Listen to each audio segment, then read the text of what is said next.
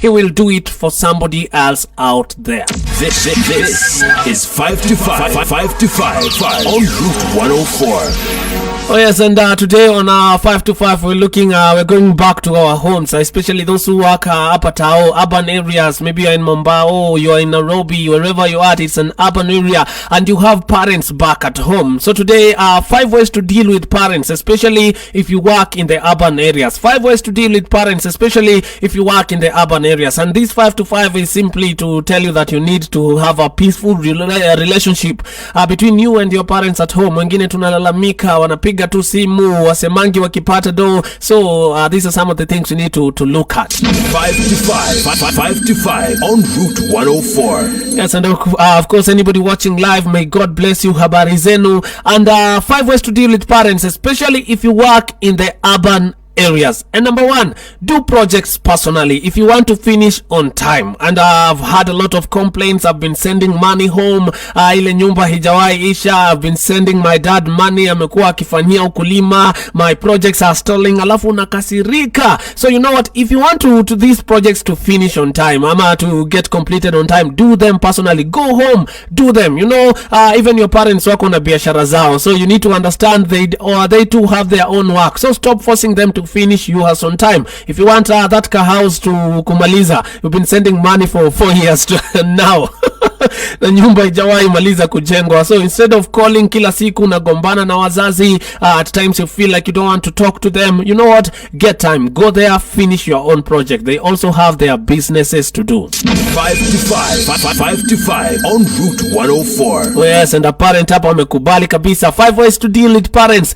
especially if you work in the urban areas. And number 2, which is very important, we know that you have serious issues in the city. Never make their issues appear less serious. They call us, kifaranga imekufa, and they call you wanakuambia niko na stress sana, vifaranga zangu 2 leo zimebebwa na mwewe. And you're like, mom, I wish you knew how the stress I have. Please don't make their issues zinakaa kama ni kidogo, kwa sababu for them it is as heavy as wewe haujalipa rent. So just listen to them and tell them sorry, alafu you get back to whatever that is serious. They call you wanakuambia ndama imepotea siku 2, and you're like, hey, I wish you knew the deadlines I have, I wish you knew the stress I'm having at work. So don't make their issues zinakaa kama ni kidogo. So that call about a dead chick is as important as your rent. Understand them and listen to them.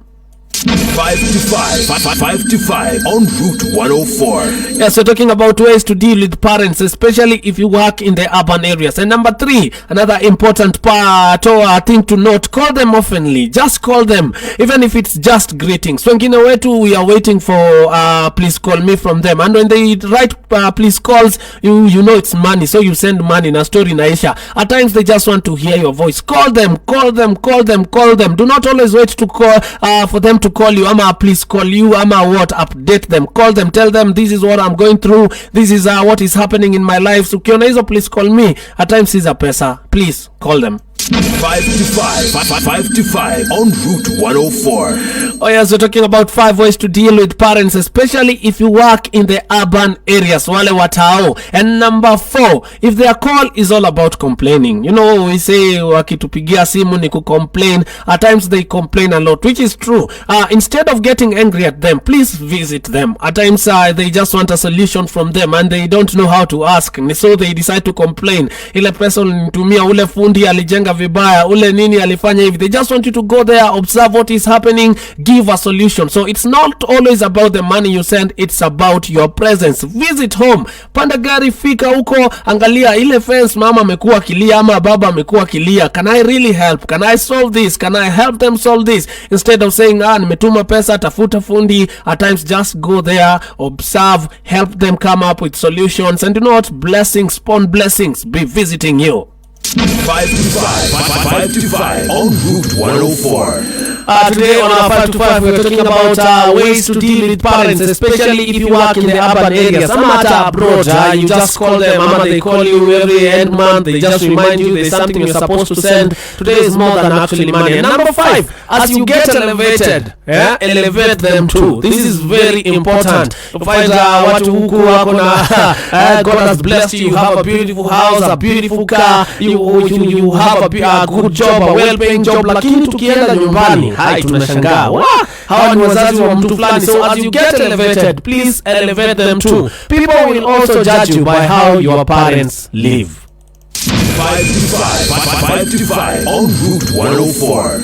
So today's 5 to 5, we just ways to deal with parents, especially if you work in the urban areas. And number 5 for me stands out. If you're blessed, make sure your blessings trickles down to your parents pia. Usiishi tu kwa bungalow na wako kwa nyumba ya matope. Do something. Let them also feel like, yeah, God, you blessed our son, you blessed our daughter, and they've blessed us in return. And blessings only count as blessing if you bless somebody else. So do projects personally. If you want to finish on time, just call them at times, visit them, give them solution instead of saying they complain. If you're sending money for a certain business, na your business ijawahi fanyika, just go home, start that business. How do you deal with your parents? Do you live in the urban areas? You can write to me 20933.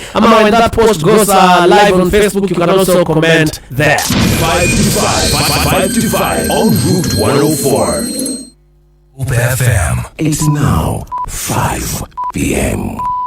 Listen and live. Our revival is breaking